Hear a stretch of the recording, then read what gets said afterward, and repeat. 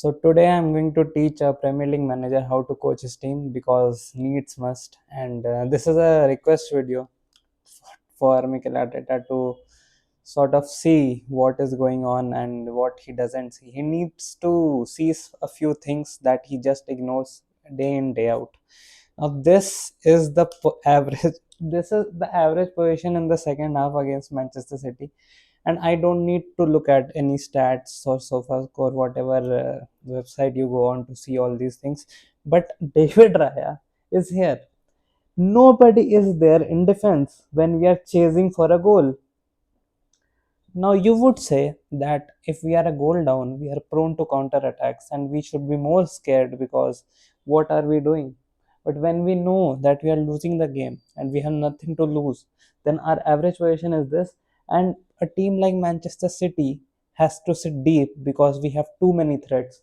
We had Zubimendi here, we had Rice here, we had Eze here, who I missed. I have no idea why I missed him. We have Timber running there. We have Calafiori going to the middle trying to create. We have Rice running here. Now look at this position and the fact that Declan Rice was never subbed off. He's never subbed off. Everyone loves him.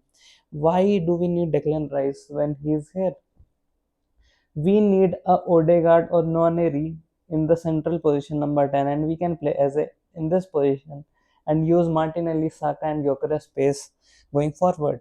But we always have Declan Rice just so that when we are prone to counter attacks, Declan Rice can do something, and that is good enough. That is fine. But I think if that is the thing, only one of Declan Rice and Zoe Mendy can stay on the field, and they can form a three here. Calafiori will go and he'll also join the attack and be the creative force because this whole area needs creative force, and when you play Mikel Merino here, there is no creative force here and the whole field is empty. Only Declan Rice and Merino are doing, I don't know what they are doing in that midfield. Like, Mikel Merino and Declan Rice are the most uncreative players I have ever seen. Mikel Merino is not a bad passer of the ball, but he's too slow to turn. He's too slow to find the pass. He will eventually, like, if he wants to find Martinelli, he will find Martinelli, but not when he's taking the run. When he has taken the run, he comes back, then he'll find Martinelli with a good pass. Declan Rice, Declan Rice will not find the pass. He'll throw the ball to for throw in. He will just overcook the pass. He will never, like, weight of pass is so important for midfielders who are in these sort of areas. And Declan Rice does not have the weight of pass. Often you will see when he goes for a through ball, he'll end up Martinelli will have to go here. Like, he just overcooks the pass, and then most of the players are not going to face the goal when receiving the ball. Now, one pass Declan Rice can do well is this one, but this one I think even as I can do it, and anyone can do it. And if you have to do these kind of passes, these sort of passes, if you want to do, you can be in this center back position. Virgil van Dijk does a lot of these sort of passes for Mohamed Salah. So that is something a center back has in this era. So there are a few things Arteta needs to look at. Don't look at how we can be counter attacked. We need Declan Rice, Zubimendi running this and that. Just look at how teams have to sit back in their low block and we are attacking. We have so many options. You can have Eze here who can pass to Saka. You can have Odegaard here who can find Martinelli and Gyökeres.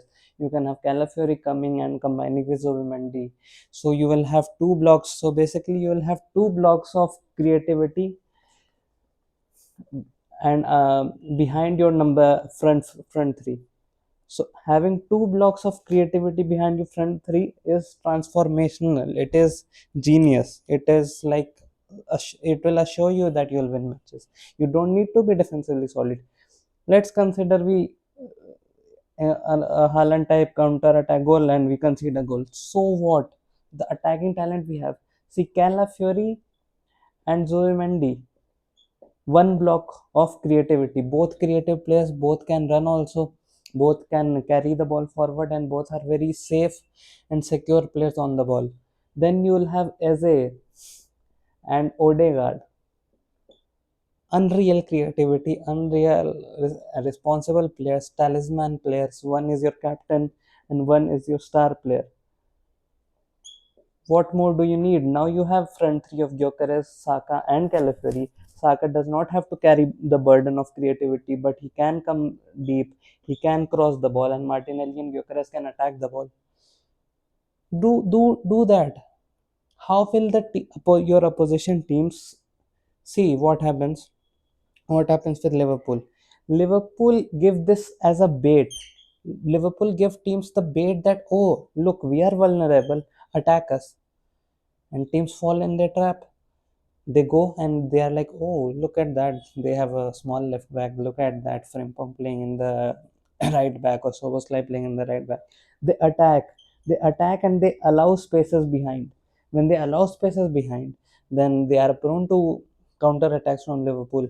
And Virgil van Dijk gets the ball, he goes to Salah, and then they are straight away, all their front three, front four, front five, everyone is attacking. McAllister is your creative force. Graham Birch is your creative force.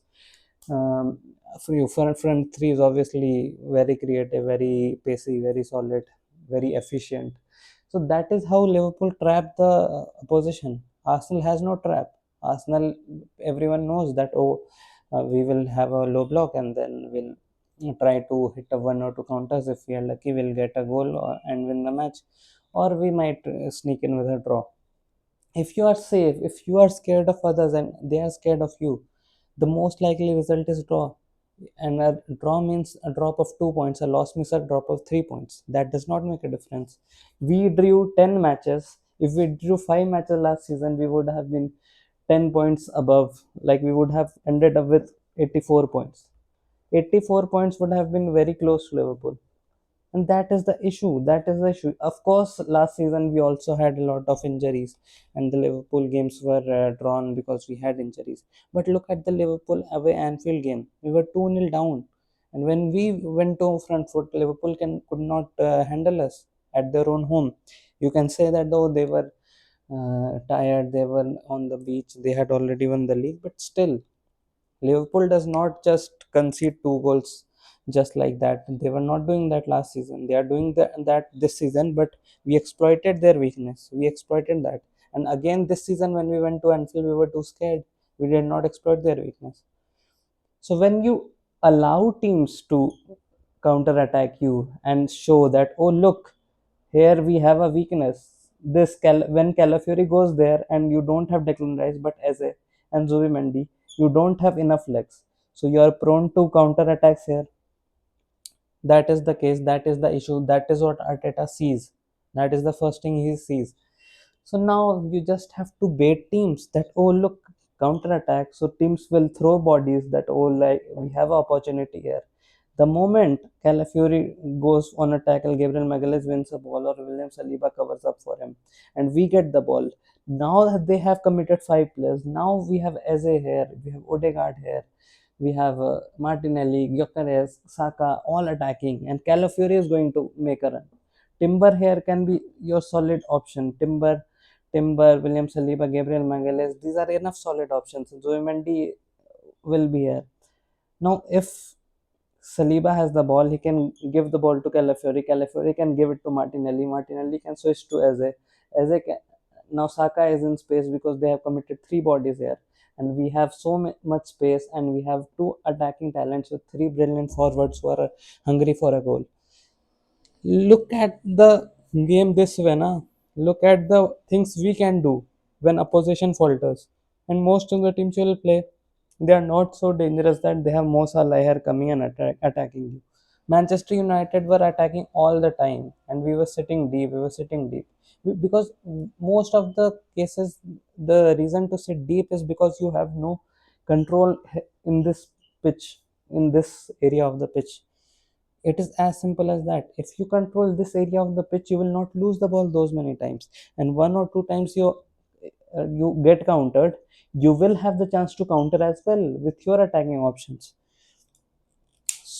It is as simple as that. And I feel like if the Carabao Cup game, you have an opportunity, just try to play a lot of attacking players. Try to unleash those young talents. Try playing downman. Try playing Nwaneri, try playing Odegaard if he's fit, try playing Eberechiz because he did not play a full 90 minutes, try playing Madueke, try attacking with all these players against at least weaker oppositions, League 1, League 2 oppositions in Carabao Cup. Have some experiments and then take your process and upgrade your process a little bit, be a more braver and experiment through these competitions. Carabao Cup, even if you lose, no one will say anything, and if you lose with these many talents in your squad, then it is actually pathetic, to be honest. But you should not be scared to lose in these sort of games. So obviously, I genuinely feel that Arteta needs to listen to similar things like that. I am not a tactical expert. I am not a football expert. I am. You might as well say that I am a casual. That's fine. That's fine. But even a casual like me who watches every game, who is obsessed with Arsenal, I see that there is obvious way we can thrive more. We can win cups when we attack the opposition. We create the danger. We are the danger. We are not in danger. We don't fear anything. We make the opposition fear. Thierry Henry, Patrick Vieira, and the whole Arsene Wenger squad that used to win trophies. People used to lose in the tunnel. They used to see how many attacking players the Arsenal had, and they had no choice but to just give up. That is the mentality you need to win trophies. Not like, oh, I'll be solid, I'll be defensive, I'll make a. I don't know what kind of mentality Arteta sees in this team that will win us the trophy. We are too much into data, we are too much into this process is too robotic at the moment. It's too robotic, it lacks soul. Arteta's project lacks soul, it lacks the connection he talks about. And when asked about his Marino midfield, he said, oh, I picked the best team I thought that will win. Your thought process is wrong. You have to accept that, and you accepted that. That is why you made changes in half time.